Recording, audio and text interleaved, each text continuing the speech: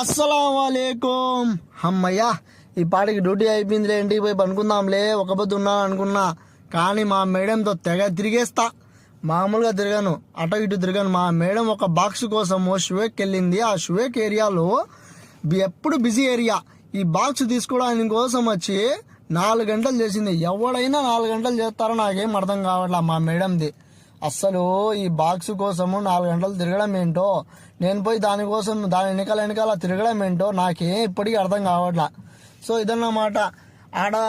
ఆడవాళ్ళతో షాపింగ్ వెళ్ళినా, ఆడవాళ్ళతో పక్కన తిరిగినా ఇలా ఉంటుంది.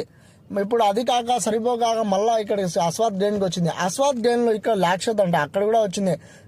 అక్కడికి వెళ్ళి మళ్ళీ ఆడ స్టిక్కర్ ఏదో చేయించాలంటే ఆడ ఒక 2 గంటలు మొత్తం అటు ఇటు తిరిగి మొత్తం తలనొప్పి తెప్పించేసింది మా మేడంతో. తలప్రాణం తోకకు వచ్చినట్టు మా మేడంతో ఏగలేసి వస్తున్నా నేనైతే. సో అలాంటి వీడియోస్ కానీ లైక్ చేయండి, షేర్ చేయండి, సబ్స్క్రైబ్